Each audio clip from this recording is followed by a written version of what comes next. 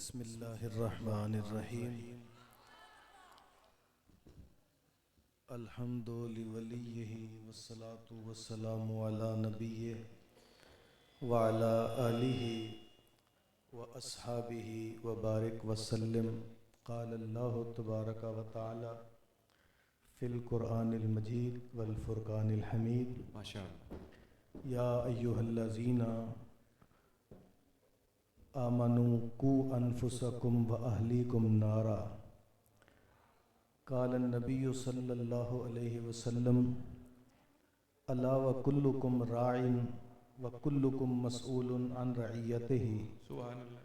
فالامام الذی علی الناس راع وهو مسئول عن رعیتہ والرجل راع علی اہل بیتہ وهو مسئول عنہ والمرأة راعیۃ علی اہل بیت زوجها وولدہ وہی مسئولۃ عنہم وعبد الرجل راع علی مال سیدہ او کما قال علیہ الصلاۃ والسلام صدق اللہ وصدق رسولہ النبی الکریم الامین الرؤوف الرحیم ونحن علی ذلک من الشاہدین والشاکرین والحمد للہ رب العالمین ان اللہ وملائکتہ یصلون علی النبی یا ایہا الذین آمنوا صلوا علیہ وسلموا تسلیما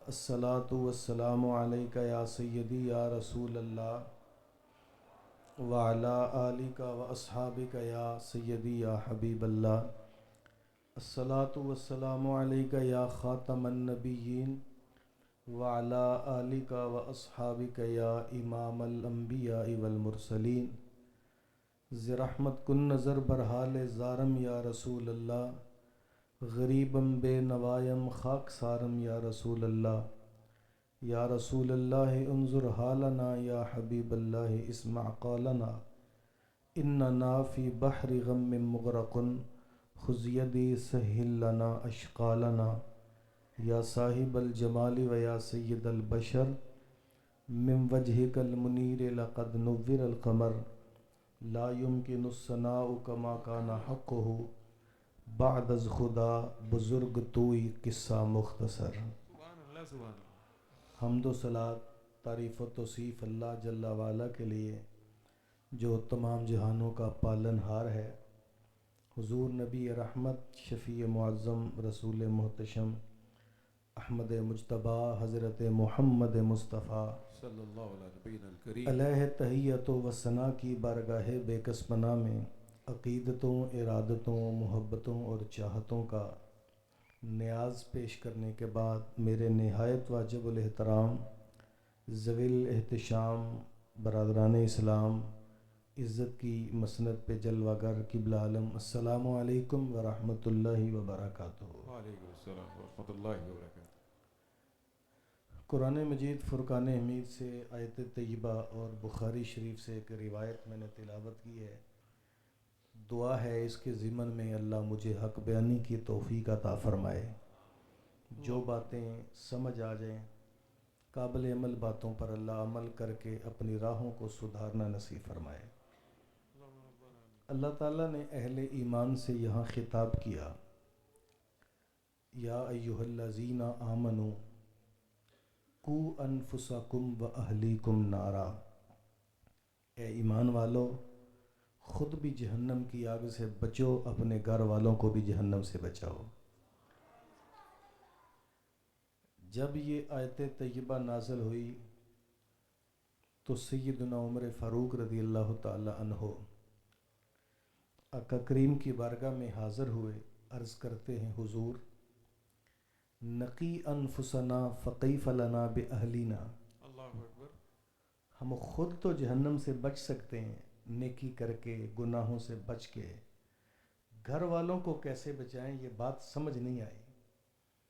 تو میرے حضور نے، چونکہ ہر بندہ اپنی قبر میں جائے گا، ہر شخص اپنے اعمال کا جواب دہ ہے، تو میرے حضور نے جو جواب دیا وہ آب زر سے لکھنے کے قابل ہے۔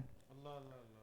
کریم آقا نے فرمایا عمر تنہونہم کما نہاکم اللہ وتأمرونہم بما امر اللہ، جس طرح اللہ نے تمہیں برائی سے روکا ہے اسی طرح تم گھر والوں کو بھی برائی سے روکو. جس طرح اللہ نے تمہیں نیکی کا حکم دیا ہے اسی طرح تم گھر والوں کو بھی نیکی کا حکم دو.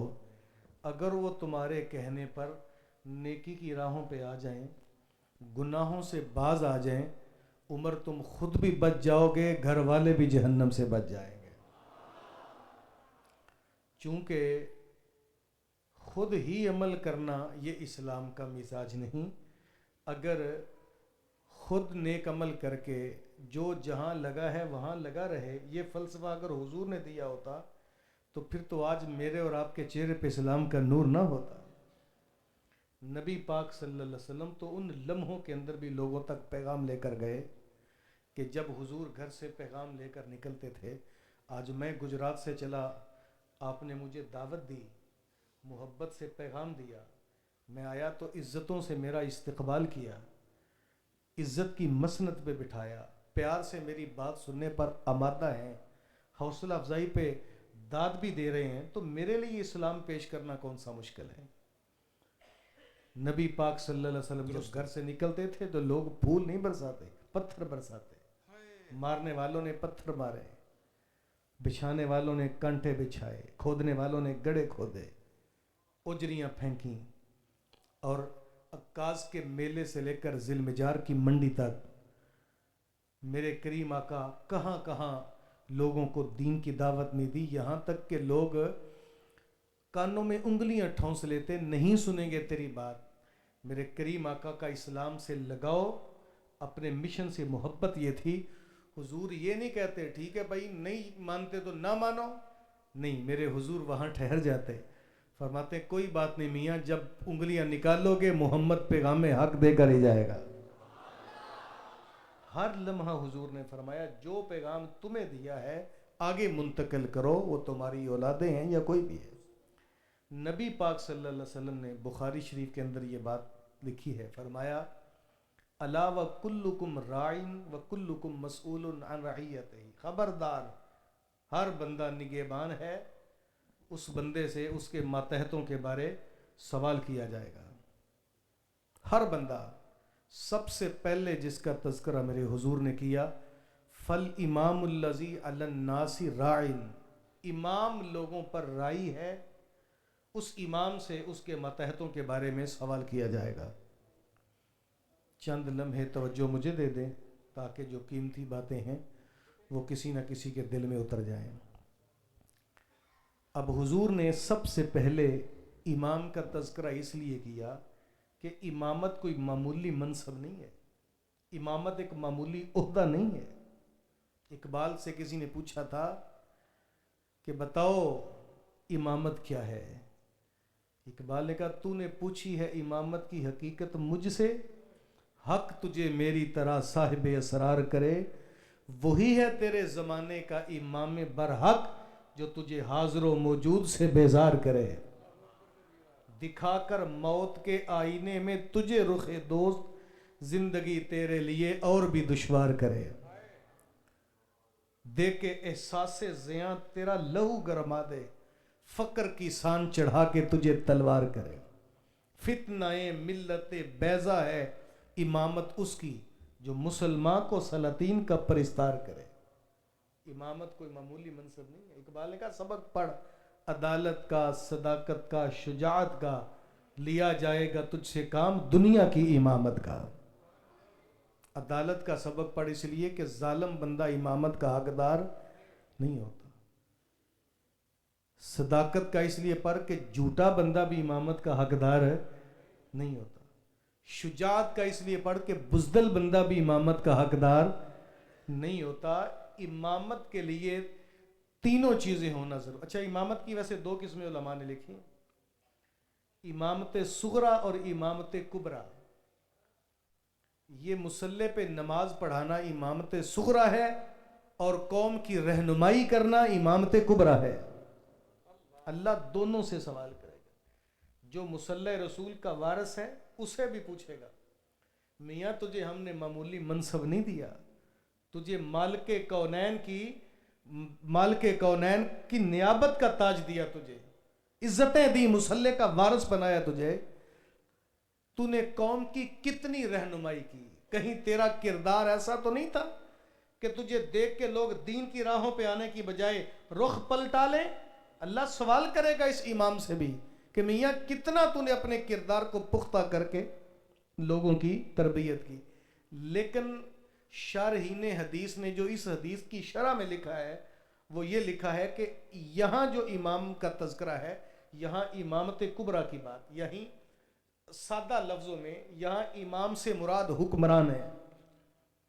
اللہ قیامت والے دن ان حکمرانوں کو کٹہرے میں کھڑا کرے گا اور پوچھے گا, نہ ادھر ادھر کی بات کر, مجھے یہ بتا قافلہ کیوں لٹا.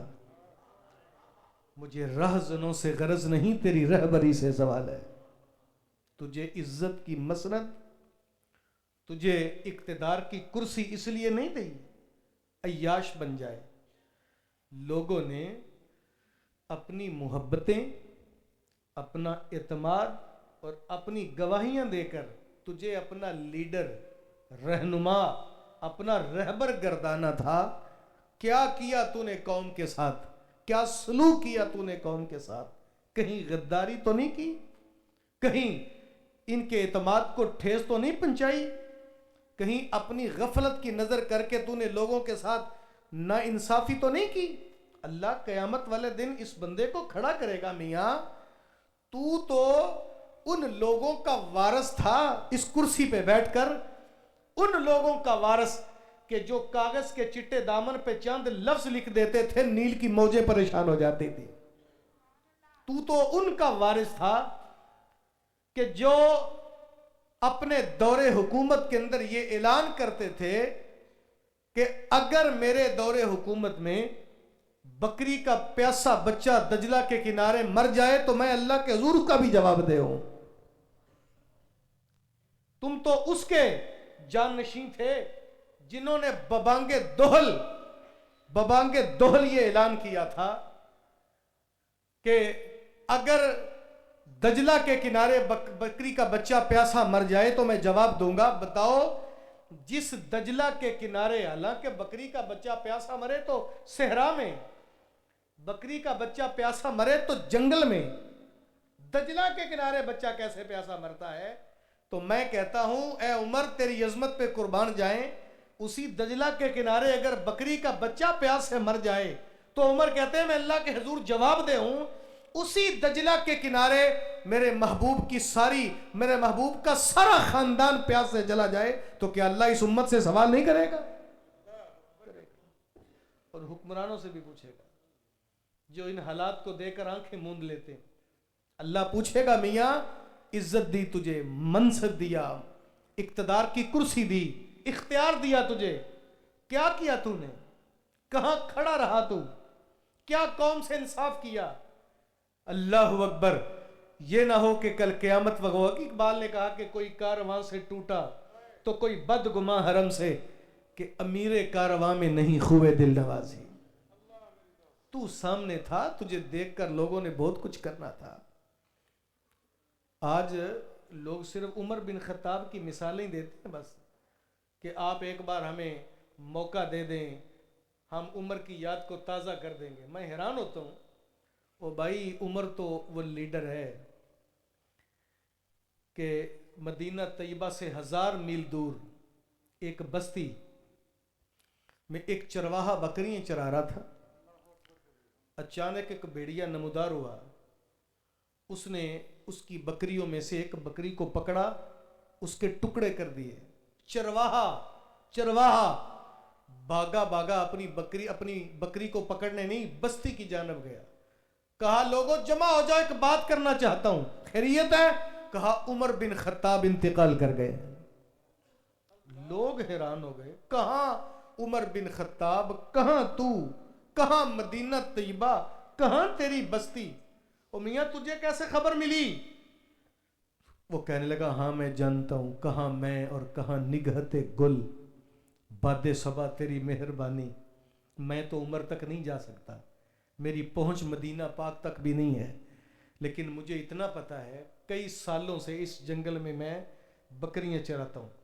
کسی کی جرت نہیں ہے میری بکری کو آنکھ بھر کے دیکھ سکے. اس بھیڑیے کی میری بکری کو پھاڑ دینے کی جرت یہ مجھے بتا رہی ہے کہ آج روئے زمین پہ عمر زندہ نہیں رہا ہے. جس کے دور حکومت میں بھیڑیا بھی جرت نہ کرے وہ عمر بن خطاب ہے. اور جس کے دور حکومت میں عزتیں لٹ جائیں, عصمتیں پامال ہو جائیں, جس کے دور حکومت میں جوان بچی پارلیمنٹ کے سامنے اپنے وجود کو آگ لگا لے, جس کے دور حکومت میں جو وہ بچے جو وہ دودھ پینے کو ترس جائیں, جس کے دور حکومت میں منہ سے لقمہ بھی چھین لیا جائے, وہ کس منہ سے عمر بن خطاب کا نام لیتا ہے وہ یاد رکھے اللہ قیامت کے دن کٹہرے میں کھڑا کرے گا. میاں کیا سلوک کیا تو نے؟ فل امام الذی علی الناس رائن, سوال کرے گا اللہ تجھے کیا سلوک کیا تو نے اپنی رعایا کے ساتھ, اپنی قوم کے ساتھ. ہر بندہ چونکہ حکمران تو نہیں ہوتا, اس کا یہ مطلب نہیں ہے کہ حکمرانوں سے اللہ پوچھے گا اور ہم سے نہیں پوچھے گا. اگلا جملہ سنیے حدیث پاک کا, آقا کریم فرماتے ہیں والرجل راعن علی اہل بیتہ وہو مسئول عنہ, مرد سے اس کے گھر کی چار دیواری کے بارے سوال ہوگا. اور میاں تو اگر کسی شہر کا, بستی کا, ضلع اور صوبے کا حکمران تو نہیں, تو کم از کم اپنے 4 مرلے یا 5 مرلے کے گھر کی کا حکمران تو تھا نا. بتا تو نے کیا سلوک کیا اپنے گھر کی 4 دیواری میں رہنے والے لوگوں کے ساتھ. توجہ ہے؟ سبحان اللہ کے لیے میں توجہ نہیں کہہ رہا ہوں, جو میں حضور کی حدیث سنا رہا ہوں اس کے لیے توجہ کریں. میں سبحان اللہ کا محتاج نہیں ہوں اور نہ مجھے ضرورت ہے سبحان اللہ کی. آپ توجہ رکھیں, میں بات آپ کے دماغ تک ڈیلیور کرنا چاہتا ہوں. یہ پیغام میرا نہیں ہے, یہ اللہ کے رسول کا فرمان ہے. اللہ کے محبوب فرماتے ہیں قیامت والے دن مرد کو اللہ کٹہرے میں کھڑا کر کے پوچھے گا تیرے گھر کی 4 دیواری میں تیرے ماں باپ بھی تھے, بہن بھائی بھی تھے, تیری اولاد بھی تھی, کیا سلوک کیا تو نے؟ ساری زندگی لوگوں نے بتایا کہ تیری ماں کے قدموں تلے جنت ہے, تو نے کہا سبحان اللہ. بتایا تیرا باپ تیری جنت کا دروازہ ہے, تو نے صرف اتنا کہہ دیا سبحان اللہ. بتا میاں کبھی اس جنت کو حاصل کرنے کے لیے تو نے دروازہ کھولنے کی کوشش کی ہے؟ کیا ماں کے قدموں تلے جنت ہماری سبحان اللہ کے لیے رکھی گئی تھی؟ میں معافی چاہتا ہوں, 600 کلومیٹر سفر کر کے میں کسی دربار پہ دعا کرنا تو سمجھ لیتا ہوں, میں کسی بابے کی دہلیز پہ جا کے دعا مانگنا تو گوارا کرتا ہوں, لیکن وہ جنت جو میرے گھر میں رکھی گئی تھی کتنی خدمت کی میں نے اس کی. حالانکہ یہ تو وہ دولت تھی, نبوی دور ہے, آقا کریم صلی اللہ علیہ وسلم مسجد نبوی میں جلوہ گر ہیں, نماز پڑھا کے حضور نے رخ انور پھیرا, ٹھنڈی آہ برتے, صحابہ ہاتھ باندھ کے عرض کرتے ہیں بندہ نواز اگر یہ عمل نماز کا حصہ ہے تو ہمیں حکم دے ہم بھی کریں, اگر یہ نماز کا حصہ نہیں تو آپ نے ایسا کیوں کیا؟ حضور نے فرمایا صحابہ یہ نماز کا حصہ نہیں ہے, میں نے اس لیے ٹھنڈی آہ بھری, مجھے یمن اور کرن کی طرف سے یار کی خوشبو آ رہی ہے. حضور وہ کون سا یار ہے جو یار ہو کے ملنے نہیں آیا؟ بلال حبشے سے آ گیا, سہیب روم سے آ گیا, سلمان فارس سے آ گئے, ابو ذر غفاری قبیلہ غفارہ سے آ گئے, کرن تو دور ہی کوئی نہیں. وہ کیسا یار ہے؟ فرمایا صحابہ اس کی بوڑھی اور نبینہ ماں کی خدمت اسے محمد تک نہیں آنے دیتی. اور سنو, اللہ ایک دن اپنی ماں سے کہا ماں مجھے اجازت دے میں حضور کی زیارت کر کے صحابیت کا درجہ پانا چاہتا ہوں. ماں نے کہا جا, لیکن زیادہ دیر وہاں رکنا نہ, فوری واپس آ جانا, صرف درجہ پانے کے لیے زیارت کرا. بڑی مشکل سے مدینہ پاک پہنچے, جب پہنچے تو پتہ چلا کہ رسول اللہ صلی اللہ علیہ وسلم کسی سفر پر ہے. حضور تو مدینہ میں ہے ہی نہیں. ماں سے وعدہ کیا تھا, ماں سے وعدہ کیا تھا کہ زیادہ دیر رکوں گا نہیں. اللہ اکبر. آج ہماری ماں ہو نا تو کوئی سمجھانے کے لیے بات کر دے, مطلب اماں تو روشن خیالی کی بات کر, پرانی باتیں چھوڑ دے اب روشن. حالانکہ وہ روشن خیالی سے, میں کہتا ہوں اللہ روشن خیالی سے زیادہ اس قوم کو روشن ضمیری عطا فرما دے. واپس لوٹ گئے. کریم آقا صلی اللہ علیہ وسلم کو پتہ چلا کہ آپ کا غلام آیا تھا. اب حضور نے اپنے وصال کے وقت اپنا جبہ دیا. امام یوسف نبانی علیہ رحمہ جواہر البحار میں لکھتے ہیں کہ عمر بن خطاب اور مولا کائنات کو حضور نے فرمایا یہ میرا جبہ لے جاؤ اور جا کے میرے یار سے کہنا کہ یہ جبہ پہن کا محمد کی امت کی مغفرت کی دعا کرے.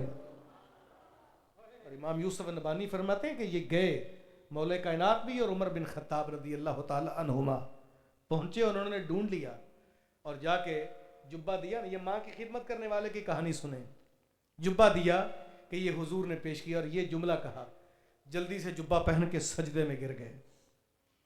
مولا کائنات مولا علی رضی اللہ تعالیٰ عنہ فرماتے ہیں اتنا لمبا سجدہ کیا مجھے شک گزرا کہ کہیں ان کی روح پرواز نہ کر گئی ہو.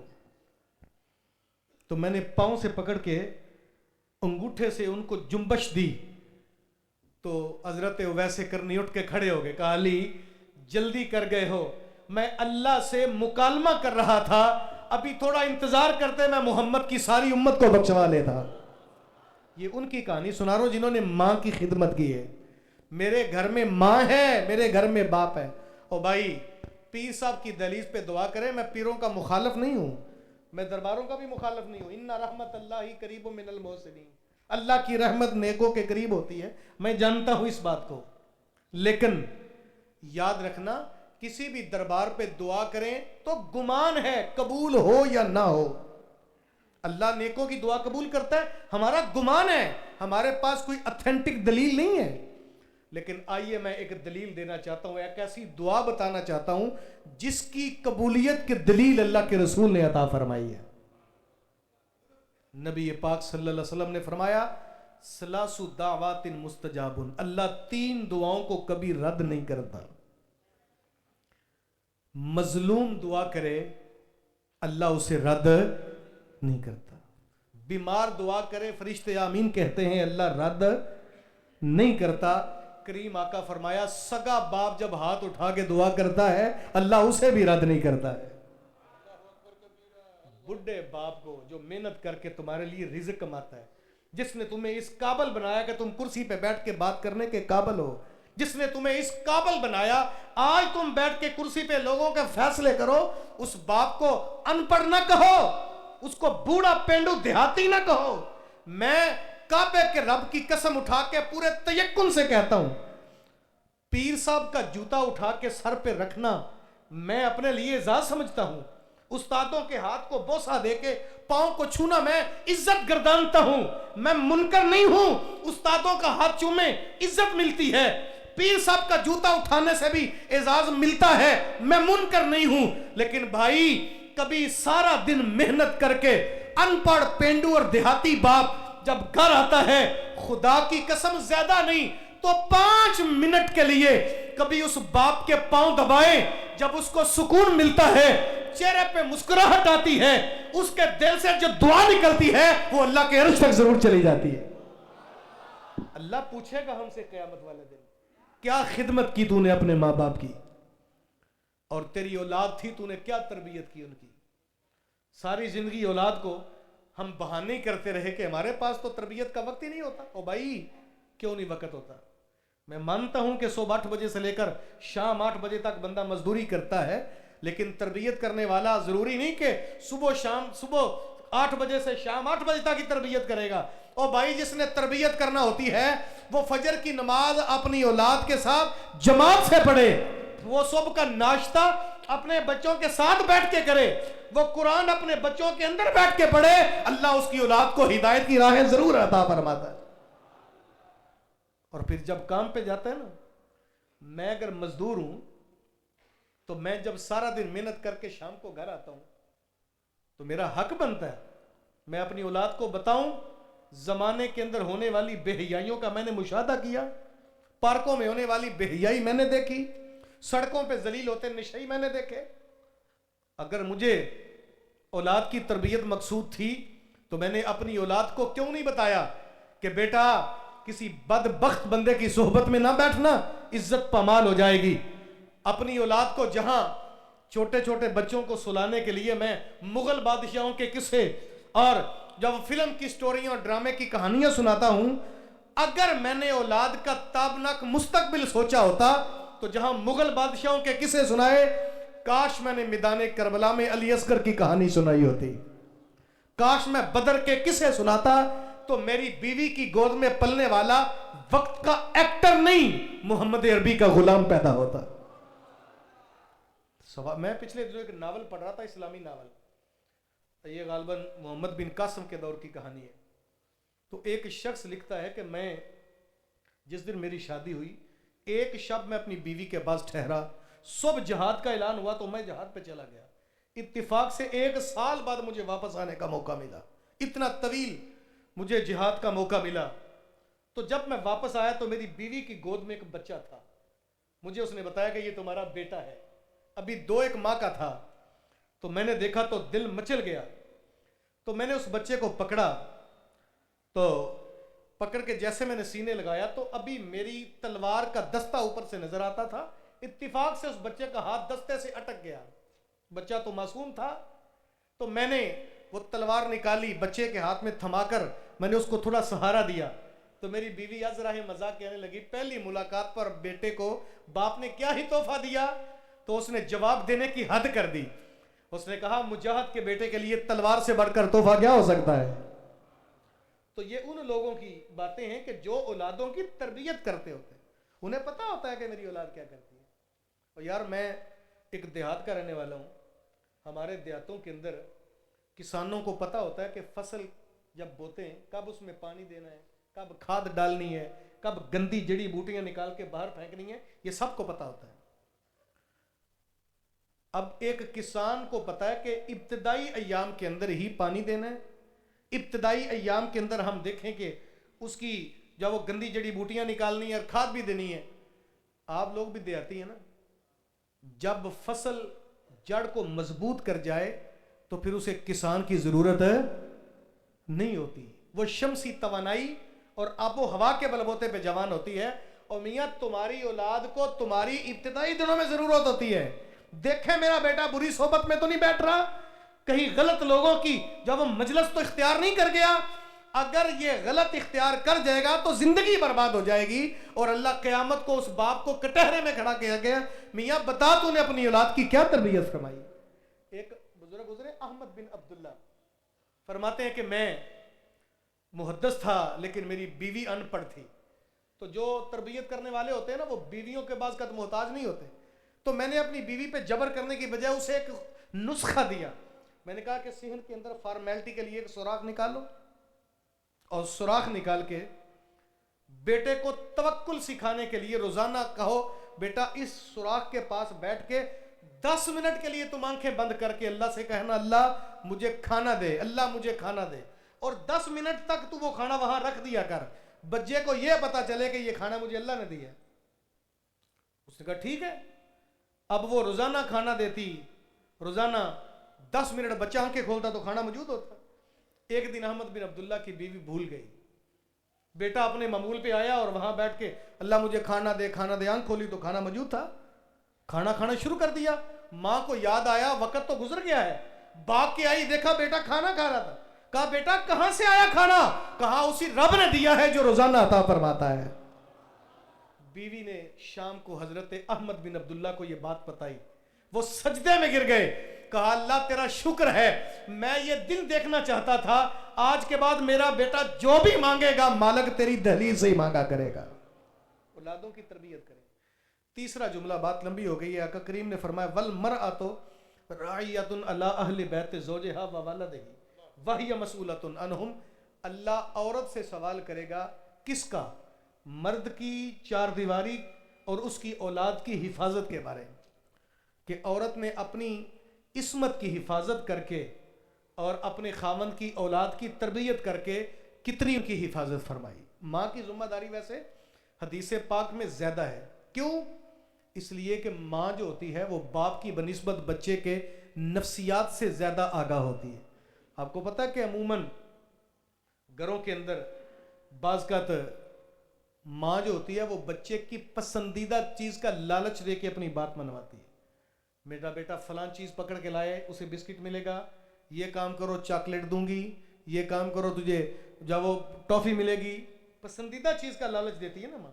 اسے پتا ہوتا ہے یہ چیز پسند کرتا ہے، لالچ دے کے اپنی بات منواتی ہے. تو میں قربان نہ جاؤں اس ماں پر جس نے اپنے بیٹے کو کہا بیٹا نماز پڑھا کرو اللہ شکر دیتا ہے. تاریخ کے اوراق پلٹ کے دیکھیں, بیٹا نماز پڑھتا ہے, ماں چپکے سے پڑیاں رکھ دیتی. کیوں؟ یہ دھوکہ نہیں, یہ بیٹے کے تابناک مستقبل کی ضمانت بننے والا ہے. تاریخ بتاتی ہے ماں پڑیاں رکھتی رہی, بیٹا نماز پڑھتا رکھ دی, ماں مصروف ہو گئی, بیٹے نے نماز پڑھ لی. جب نماز پڑھ کے بیٹا دعا مانگ رہا تھا تو ماں کو یاد آیا, تو ماں نے اللہ کے حضور سجدے میں سر رکھا. یہاں صاحبزادہ خورشید گیلانی مرحوم لکھتے ہیں کہ ضروری نہیں کہ ماں رابعہ بصریہ ہو تب بھی دعا قبول ہوتی ہے. ضروری نہیں کہ ماں پڑھی لکھی پروفیسر ہو تب بھی دعا قبول ہوتی ہے. اور میاں گوبر سے آلودہ ہاتھ, آپلے تھاپتی ماں, اولاد کے لیے اللہ کے حضور ہاتھ اٹھا دے, اجابت کے دروازے ضرور کھل جاتے ہیں. یہ تو فرید الدین کی پاک دامن ماں تھی. سجدے میں سر رکھ کے کہا باری تعالیٰ مجھے کوئی لالچ نہیں تھا, میں اس ننھی جبین کے سجدوں بیٹے کو شکر نہ ملی, تیری بندی اس ننھے بچے کی نظروں میں رسوا ہو جائے گی, رسوا ہو جائے گی. اللہ اکبر. تاریخ کے اوراق پلٹیں, آواز آئی پریشان نہ ہو, تو ایک ماں ہے, تیرے سینے میں ممتا ہم نے رکھی, ہم تو 70 ماؤں سے زیادہ پیار کرتے ہیں. ذرا ایک لمحہ ٹھہر جا, آج اس بچے کو مصلی اٹھانے دے. تاریخ بتاتی ہے فرید الدین نے مصلی اٹھایا, جتنی جگہ پہ مصلی تھا اللہ نے اس جگہ کو ہی گنجے شکر بنا دیا. ماں پاک دامن ہو تو بیٹا یقیناً فرید الدین گنجے شکر ہی پیدا ہوتا ہے. اور یار بلکہ ایک بات مجھے اور یاد آ گئی, بابا فرید الدین گنجے شکر کے پیر و مرشد قطب الدین بختیار کاکی, بڑا معتبر نام, 4-5 سال کی عمر تھی, ماں استاد کے پاس قرآن پڑھانے لے گئی. تو ماں نے استاد کو جب کہا پڑھاؤ قرآن, تو استادوں نے جب کہا نا بیٹا پڑھا الحمدللہ رب العالمین, مسکرا کے توتلے لہجے میں کہا استاد جی پارا تو مجھے زبان نہیں آتا ہے.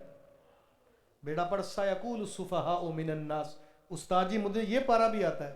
بیٹا پڑھو تلک الرسول فضلنا بعضهم علی بعض, مسکرا کے کہا مجھے یہ پارا بھی آتا ہے. کتابوں میں آتا ہے 14 پارے قطب الدین بختیار کاکی 4 سال کا بچہ ہے, استاد کے سامنے زبانی تلاوت کر دی ہے. استاد حیران, بیٹا اتنا سونا قرآن پڑھتے ہو, منزل بھی اچھی, لہجہ بھی ایسا, تلفظ خوبصورت, جس استاد سے 14 پڑھے تھے باقی 16 بھی پڑھ لیتے. کہا میں تو استاد کے پاس نہیں گیا. بیٹا بغیر استاد کے؟ کہا میری والدہ 14 پاروں کی حافظہ ہے, فجر اور تہجد کے بعد روزانہ 14 پارے پڑھتی ہے. یہ تو سن سن کے میں نے ماں کی گود میں حفظ کر لیے تھے. اولادوں کی تربیت کے لیے ماں باپ کو کردار ادا کرنا پڑتا ہے. یہ نہیں ہے صرف یہاں بیٹھ کے یا اللہ میرے پتر نو بھی فرید الدین بنا دے, اللہ میرا بھی باعزیر بستامی بن جائے, میرا امام غزالی بن جائے. بھائی امام غزالی بنانے کے لیے پیچھے کردار ادا کرنا پڑتا ہے. مجھے ایک پیر بھائی کا فون آیا ایک شخص کا, چونکہ میں رضا ثاقب صاحب کا مرید ہوں, اللہ ان کا سایہ دراز فرمائے. تو اس نے مجھے رات فون کیا کہ علامہ صاحب اللہ نے مجھے بیٹا دیا. میں نے کہا بھائی مبارک ہو. اچھا یہ کہہ کہ میں نے فون بند کر دیا. کچھ وقت گزرا تو مجھے خیال آیا پتہ نہیں بیچارے نے مجھے کیا سمجھ کے فون کیا تھا, میں نے 2 لفظوں میں ٹال دیا. تو سوچ کے میرے دل میں خیال آیا کہ میرا اور اس کا جو تعلق ہے یہ رضا ثاقب مصطفی صاحب کی وساطت سے ہے. میں نے اس کو موبائل پہ میسج لکھا اللہ تیرے بیٹے کو محمد رضا ثاقب مصطفی بنائے.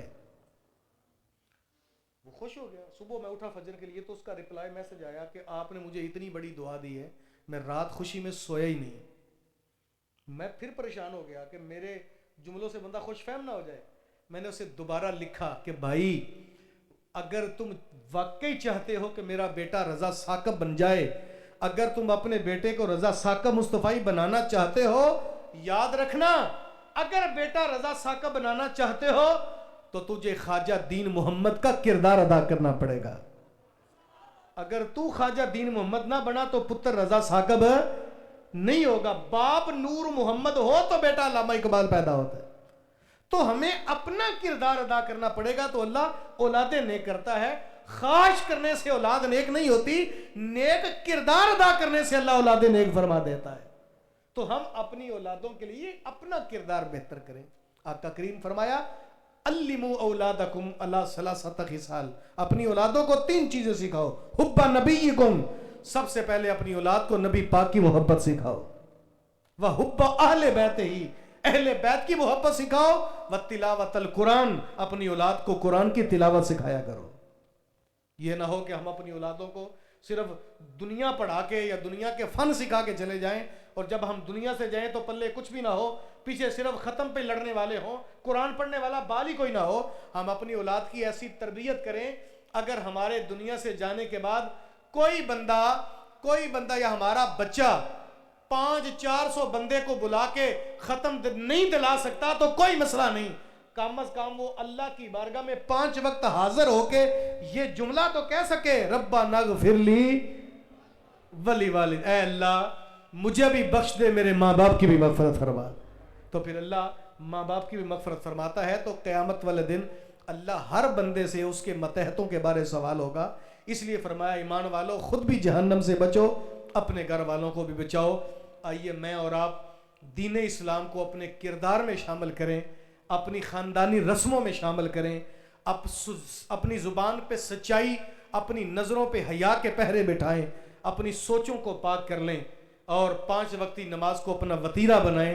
میری دعا ہے اللہ اگر میری زبان سے نکلے بے ترتیب سے جملے ان لوگوں کی سمجھ آ گئے ہیں، اللہ میرے جملوں میں اثر ڈال کے سب کے دلوں میں اتار دے، اور ہم سب کو باتوں پہ عمل کر کے اپنی راہوں کو سدھارنے کی توفیق عطا فرما. کار ما آخر شدو آخر زے ما کار نشد، مجھ خاک ما غبارے کوچہ یار نشد. وسعت دل تو بہت تھی، وسعت صحرا کم تھی، اس لیے مجھ کو تڑپنے کی تمنا کم تھی. دل کے ارماں ابھی تک نہ پورے ہوئے تھے، غضب ہو گیا کہ سحر ہو گئی. اللہ مجھے اور آپ کو عمل کی راہیں عطا فرمائے. وآخر دعوانا ان الحمدللہ رب العالمین. انتہائی ادب سے میری گزارش یہ ہے کہ میں چونکہ پڑھنے پڑھانے والا بندہ ہوں، اور قبلہ اس بات کو جانتے ہیں کہ ہماری کتنی ذمہ داری ہوتی ہے. میرا سفر بھی 4 گھنٹے کا ہے. اگر آپ بے ادبی نہ سمجھیں، مجھے تھوڑا سا راستہ دے دیں، لیکن حضور کی محفل کا تقدس پامال نہ کریں. کوئی بندہ اٹھے نہ، بھگدڑ نہ مچائے. صرف میں سائڈ سے گزرنا چاہوں گا. تو